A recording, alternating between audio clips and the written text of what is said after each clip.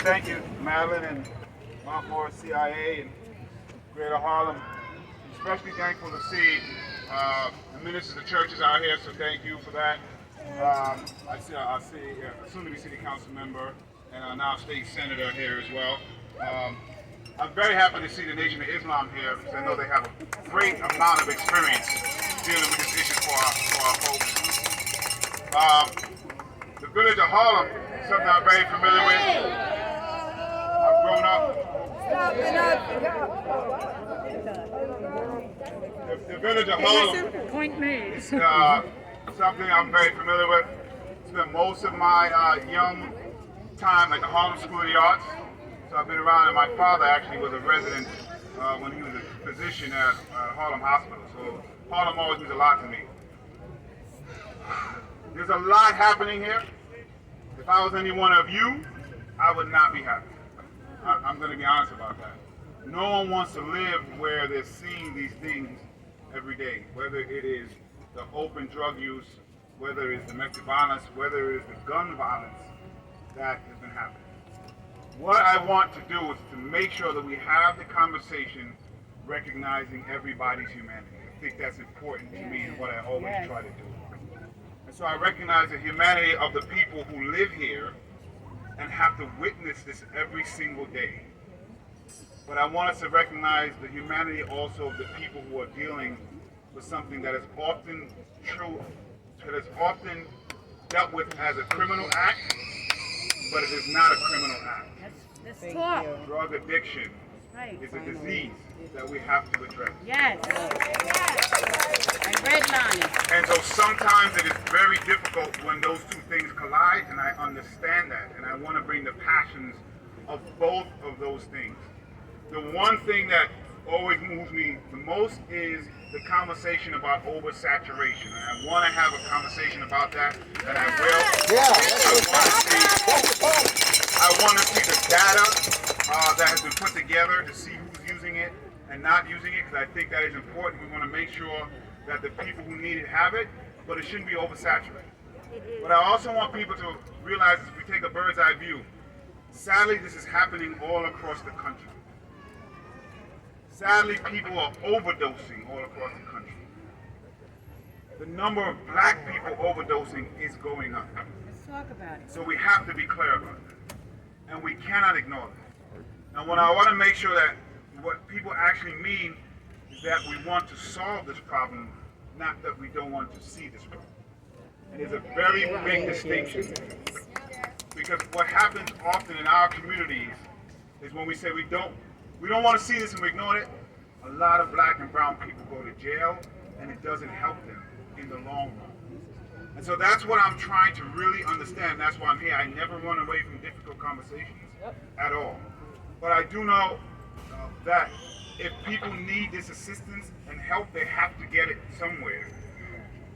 And if they're not getting it there, and if they get sent to jail, it doesn't help them. And then they come out, now they have a criminal record, they can't get a home, so they can't do what they need to do at home, they gotta come outside.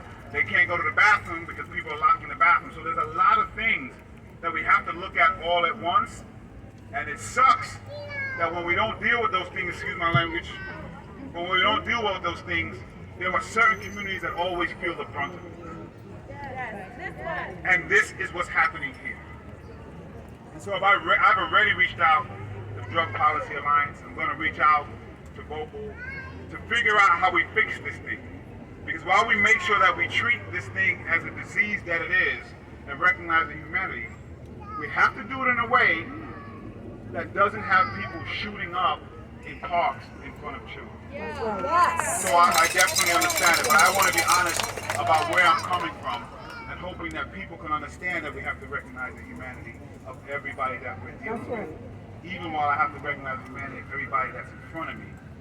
Because I don't want my mom to be walking past it. I don't want my stepdaughter to be walking past it. My staff living with us in lives in Central Harlem, my deputy public advocate of housing. So I hear what's happening. I want to see for myself. Just the other day I went to, was it Randall's Island? Where did I go? Ward's Island. I see where people catch the bus to go over. That's not a space that's particularly inviting. So I don't want you to let up on the pressure for us to do something. I just want you to make sure that there's something that gets done does not further harm communities that need help. That's right. So that's the only thing that I'm going to say. We saw what happened here. Who wants to see that? Like, right? Like, we understand that. But we have to do it with the compassion that recognize the humanity of people who are suffering. And a lot of times when we come in from, I just don't want to hear, people get really, really hurt. And it's usually black and brown people, and it's usually poor people. And so we got to figure this out. I am dedicated to figuring it out with you. I'm dedicated to coming back. I'm dedicated to the people who you even might be a little angry at, to bringing them to the table so we can figure out how we best do it. So I can't come here and make a bunch of promises. I don't really do that. Promises don't really help. Action helps, and the conversation helps. So I can always commit to doing that. And as public advocate, there's only but so much I can do. I'm going to bring all those tools to the table as much as possible to try to make sure that we can deal with this situation, get folks the help that they need, while making sure that people aren't seeing these things every single day. It's not acceptable, and I definitely appreciate that. So I don't know who has the numbers about who's using the facilities. Please get that to us, because everybody does have to do their fair share. We are empathetic about these people Sure. here, but this is gone too much beyond. When it becomes so much, respectfully, I'm saying this. The empathy starts going I can hear this. But action. I didn't mean to call you. Action. I'm not saying. So I'm not. You can not want something. A lot of times it is NIMBY, so I'll say that. But I can see you can want something and not be NIMBY. You can want your child not to see people shooting up in the park. That's not NIMBY. Nobody wants to see that. All walk past defecation. All walk past urine. All see people stripping. That part is not NIMBY. I get that. Like, nobody wants to see that. We do need. I grew up in the 80s, 90s. Sorry. So what we don't want, we know the emotion is high. We know the emotion is high. We don't want the back and forth. This is going to be a continued conversation. The number of people. I agree with you. That's what we're No, starting. I just said I'm okay. You call it that, you're going to piss off everybody here. I didn't mention what NIMBY said. Don't even insinuate that it I didn't is. insinuate that either. Okay. So I didn't say it was NIMBYism at all. No, you did not. Go ahead, Jumaane. I'm Compassion. here. Compassion. This is the order of the day. We already asked that. I appreciate Let the it. man speak. Let the man speak. So I appreciate that. I'm going to be here to try to figure out how we stop this. It is unacceptable what's going on, and people need assistance. So we got to figure out both of those things, and my office is here to help. I have a question. Thank you so much. We want to respect the process. So